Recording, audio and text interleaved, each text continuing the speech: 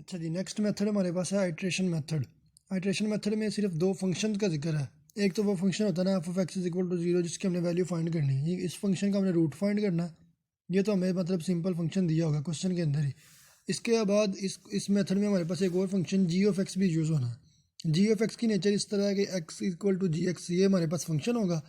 हमने जो first approximation करनी है ना, फर्स्ट अप्रोक्सीमेशन, उसमें हमने एक्स नॉट खुद से लेट करना है, कोई भी उस पूरे इंटरवल में से कोई भी एक्स नॉट लेट कर लें। इसके बाद काम इजी होता है ना। ये x is equal to g of x हमारे पास है ना, एक्स नॉट को हमने जी में पुट करना, आंसर आ जाना एक्स वन। फिर एक्स वन को जी में पुट करना, आंसर आ जाना x to, and so on ji of x N minus one का आंसर आ जाना एक्स एन।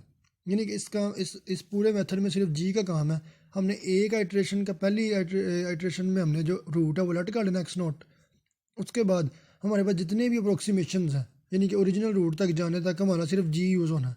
अब सिर्फ मसला ये है कि क्वेश्चन में जी बनाना किस तरह, हमें सिर्फ ये पता होना चाहिए। अच्छा जी, नोट से अब पहला क्वेश्चन मैं डिस्कस करने लगा हूँ। F of x is equal to x square minus 2x minus 8। Simple सा क्वेश्चन है, अप टू 3 डेसिमल प्लेसेस करना है। तो कैलकुलेटर फिक्स कर लिया किस पे, 4 पे। इसके बाद निकालना था एरर की वैल्यू होती है 1/2 10 रेज़ टू पावर -3, यानी कि आपके पास एरर की वैल्यू आ जाएगी 0.0005। अब इस एरर ने क्वेश्चन को स्टॉप करवाना है। पिछले दोनों मेथड में बता चुका हूँ कि स्टॉप किस तरह करना है। वो 4 प्रोसीजर्स थे, उनके मुताबिक आपने इनके इस पे ला के आपने क्वेश्चन को, इस एरर ने क्वेश्चन को स्टॉप करवाने में मदद करनी है। अब करना क्या, पहले सवालों की तरह सेम एक्स की इक्वल टू 0 पे, 1 पे, 2 पे, 3 पे, 4 पे, 5 पे आपने सारे पे साइन चेक कर लेना। 0 पे नेगेटिव आता है, आपने कैलकुलेटर पे ये वैल्यू लिखनी है। आपको पता लग चुका है, अब आप कर चुके हो 2-4 मेथड। ये लिख के उसके बाद कैलकुलेशन वाला बटन दबाना है और 0 दबाना है। 0 से नेगेटिव आएगा, 1 से भी नेगेटिव आएगा, 2 से भी नेगेटिव, 3 से भी नेगेटिव, 4 पे 0 आ गया और 5 पे पॉजिटिव आ गया। पहली बात तो ये है 3 और 5 पे वैल्यू चेंज हो रही है, तो आंसर 3 और 5 के दरमियान ही कहीं है।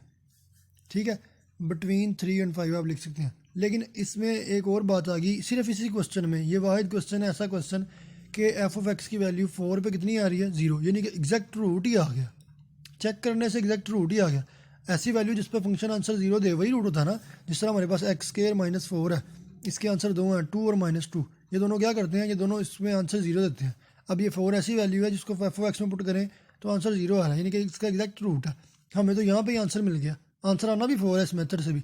लेकिन बेसिकली तरीका ये है कि हमने करना है तरीके से, हमने आइट्रेशन मेथड से अब सॉल्व करना है और लाना है आइट्रेशन मेथड से भी आंसर क्या है, 4 है।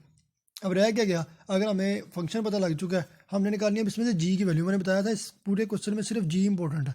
अब पहले सुन लें, जी हो कितने सकते हैं। ये जी है जिसने हमने आइट्रेशन देनी है। जी हो कितने सकते हैं, जितने इस फंक्शन में जितनी बार एक्स नज़र आ रहा है ना, उतने जी हो सकते हैं।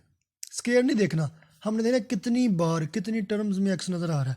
ये आ गया 1 और ये आ गया 2, 2 बार एक्स आया था, तो इसका मतलब 2 जी हो सकते हैं। किस तरह, वो भी देख लें। पहले आप लिख लें इसको इस तरह, x square minus 2x minus 8 था ना, इसमें से आपने x की वैल्यू निकालनी है एक एक करके। पहले मैं 2x को ये इक्वल टू 0 था, ठीक है। आपने पहले आप 2x को एक साइड पे रख लें, बकाया एक्स स्क्र माइनस 8 एक साइड पे आ जाएगा। इधर से x की वैल्यू आ जाएगी एक्स स्क्र माइनस 8/2। इस x को आप कह लें ये जी ऑफ एक्स है, पहला जी ऑफ एक्स। इस इक्वेशन को ए कह लें। जी ऑफ एक्स थ्योरी में भी यही था कि एक्स बराबर होता है किसके, जी ऑफ एक्स के। एक्स बराबर होता है जी ऑफ एक्स के। इसके मुताबिक ये हमारे पास जी ऑफ एक्स आ गया पहला। इसके बाद अब इसी को मैं दोबारा लेके चलने लगा हूँ। एक पहले 2x एक साइड पे था, अब एक्स स्क्वायर मैं एक साइड पे रखने लगा हूँ। एक्स स्क्वायर किसके बराबर होगा, 2x प्लस 8। इसके मुताबिक एक्स की वैल्यू आ जाएगी 2x प्लस 8 स्क्वायर रूट। इससे मैं कह रहा हूँ इक्वेशन नंबर बी। अब ये दो वैल्यूज आ गई है जी की, ये भी जी एक्स है, ये भी जी एक्स है। किसी एक जी एक्स से क्वेश्चन सॉल्व हो जाना, लेकिन फिलहाल हमारे पास दो जी एक्स आ गए। एक जी एक्स आ गया एक्स स्क्वायर माइनस 8/2, एक जी एक्स आ गया 2x प्लस 8 और ऊपर स्क्वायर रूट। ये दो जी एक्स की वैल्यू आ गई। अच्छा, इसके बाद आपने उनमें से एक जी एक्स था 2x प्लस 8 स्क्वायर रूट है था ना, अभी मैंने फाइंड किया। करना क्या है, ये क्वेश्चन, ये जी क्वेश्चन को लेके आगे चलाएगा या नहीं चलाएगा, इसका क्राइटेरिया किस तरह चेक करना है। उस जी का आपने डेरिवेटिव ले लेना। उस जी का डेरिवेटिव आ गया 1/2x प्लस 8 स्क्वायर रूट। उसके बाद अब ये जो जी डैश आया है ये 1 से कम होना चाहिए। कब कब, जब x बिलोंग करे उसी इंटरवल को जो ऊपर चेक किया था, जहाँ पे आंसर पॉजिटिव और नेगेटिव आता है। इस क्वेश्चन में 3 पे नेगेटिव और 5 पे पॉजिटिव था ना, मतलब आंसर आना 3 और 5 के दरमियान दरमियान। तो इस 3-5 याद रखना, यहाँ पे ओपन इंटरवल है। इस 3 और 5 के दरमियान में से कोई भी नंबर लें तो इस जी डैश का वैल्यू आंसर आना। जब भी इस ओपन इंटरवल 3 5 में से हम वैल्यू लें तो जी डैश की वैल्यू होनी चाहिए 1 से कम। अब लेके चेक कर लें, 3 और 5 नहीं लेने, अब ये ओपन है तो इसके दरमियान से कोई भी वैल्यू आप उठा लें, कोई भी रियल नंबर, तो ये जी डैश जो हमने डेरिवेटिव लिया वो इससे कम आएगा। अगर आएगा तो ये वाला जी वैलिड है, हम इस जी को यूज़ करके क्वेश्चन कर सकते हैं। पहली बात तो क्लियर होगी। अब चेक कर लेते हैं दूसरा जी वैलिड था कि नहीं था। दूसरा जी था g is equal to g of x is equal to x square minus 8/2। हमारे पास दूसरा जी ये था। जब मैंने दूसरे जी पे इसका डेरिवेटिव लिया ना, दूसरे जी का जी डैश लिया, तो उसका आंसर आ गया एक्स, सिंपल एक्स। अब एक्स की वैल्यू 3 और 5 में से कोई भी वैल्यू नहीं है, छोटी से छोटी या बड़ी से बड़ी, इनके दरमियान में से, तो वो हमेशा 1 से ग्रेटर ही आनी है। जब ग्रेटर आए तब क्वेश्चन सॉल्व नहीं हो सकता, जब लेस आए तब भी सॉल्व हो सकता। मतलब सिर्फ एक ही जी, ये वाला जी लेके चलेगा क्वेश्चन को। अब ये जी आप लेके चल सकते हैं, ठीक हो गया। इसके बाद क्या करना है, आपने जी सेलेक्ट कर लिया, आपके पास एफ गिवन था, आपने वैल्यूज चेक की और जी सेलेक्ट कर लिया, यहाँ तक आपका काम हो गया।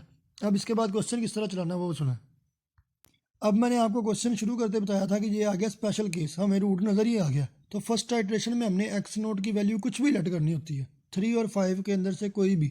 हमने जानबूझ के क्या लेट कर ली, 4, क्योंकि हमें पता है इसका आंसर भी क्या आना है, 4।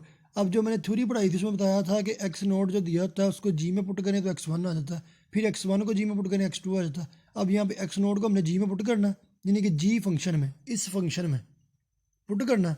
कैलकुलेटर में रख के आप पुट कर लें, जिस तरह मर्जी कर लें, जुबानी होता है, ये जुबानी हो गया।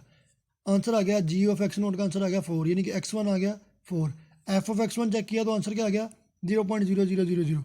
अब मैं पिछले आपको दो थ्योरम्स पढ़ा, दो मेथड्स पढ़ा चुका हूँ।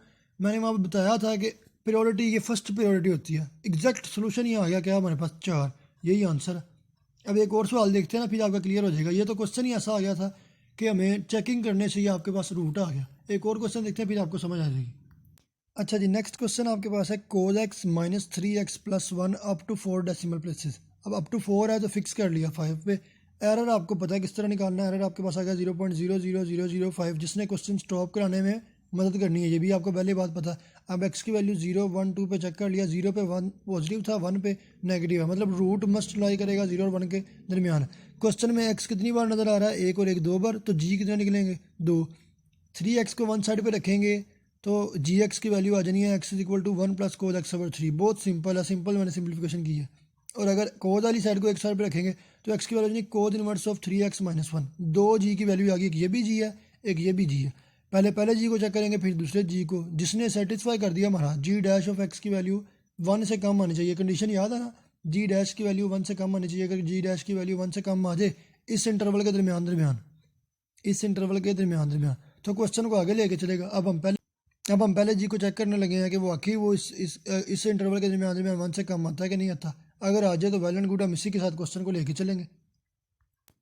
अच्छा जी डैश मैंने फाइंड किया, उसका आंसर आ गया माइनस साइन एक्स ओवर 3। अब इसमें से आप कोई भी वैल्यू एक्स की जगह पे पुट करके देख लेना कैलकुलेटर पे, 1 से कम ही आना है इसने, ऑब्वियस बात है, इसने 1 से कम ही आना है। अगर 1 से कम आ गया तो ये क्वेश्चन को आगे लेके चलेगा, यानी इसी जी से हम क्वेश्चन को सॉल्व कर लेंगे।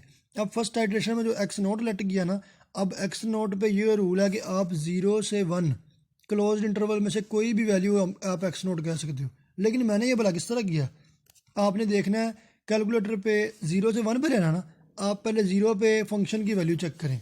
ये एक ट्रिक है, इस क्वेश्चन का इसमें लिंक नहीं है, ये बेसिकली कोई उसूल नहीं है, लेकिन ये ट्रिक है कि ये वैल्यू है ना, ये फंक्शन है, ये लिख के कैलकुलेशन करें 0.1 पे। देखें आंसर आपके पास ये एरर है, ओरिजिनल आंसर होता है 0.0000। अगर 0 के नज़दीक आ रहा हो जिस वैल्यू पे, पहले 0.1 पे चेक करेंगे, 0 के नज़दीक नहीं होगा, 0.2 पे चेक करेंगे नहीं होगा, 0.3 पे चेक करेंगे नहीं होगा। मैंने ये जो 0.6 लिखा ना फर्स्ट आइट्रेशन में, फर्स्ट अप्रोक्सीमेशन, मैंने ये इसलिए लिख दिया 0.6 क्योंकि 0.6 के नज़दीक 0 के नज़दीक होगा, यानी कि हमें पता लग जाएगा हम पहली आइट्रेशन यहाँ पे सपोजिशन ही वो कर रहे हैं जो आंसर के नज़दीक है। इस तरह आइट्रेशनें कम होंगी, अगर इस तरह आप करोगे तो आइट्रेशनें कम होंगी, इसलिए मैंने एक्स नोट उलट किया 0.6। लेकिन ये कोई हार्ड एंड फास्ट रूल नहीं है, आपने अगर 0.6 नहीं लेना तो 0 और 1 के दरमियान जो मर्जी लेकर लो, एक दो आइट्रेशनों का फ़र्क पड़ेगा, क्वेश्चन हो जाना। अब 0.6 लिया, हमें पता है जी में पुट करेंगे तो वैल्यू किसकी आ जाएगी x1 की। मैंने इस जी में वैल्यू पुट कर दी, जी की वैल्यू भला क्या थी आपने याद रखनी है, जी की वैल्यू थी ये आपके पास 1 प्लस कोज एक्स ओवर 3, इसमें पुट की ये वाली वैल्यू एक्स नोट की वैल्यू, तो वैल्यू आ गई x1 की 0.60845, वो पुट की। और फिर आगे आपको पता है, अब चेक करना होता है ये रूट आंसर है कि नहीं है। वो रूट किस तरह चेक करते हैं आंसर है कि नहीं है, उस वैल्यू को हम फंक्शन में पुट कर लेते हैं। आंसर आएगा 0.00482। आपको याद होगा एरर आपके पास है 0.00005। अभी तो ये कोई एरर के बिल्कुल नज़दीक भी नहीं। रियल रूट तो 0.00000 होता है, उसके भी नज़दीक नहीं और एरर के भी नज़दीक नहीं। तो क्या करेंगे, सेकंड आइट्रेशन में हमारे पास x1 ये है, यानी कि सेकंड आइट्रेशन में x1 है आपके पास 0.60845। तो x2 किस तरह आना, जी में पुट कर लेंगे x1 को, उसकी जो भी वैल्यू आएगी वो मेरे पास PDF ओपन है, मेरे पास वैल्यू आ जानी है 0.60684।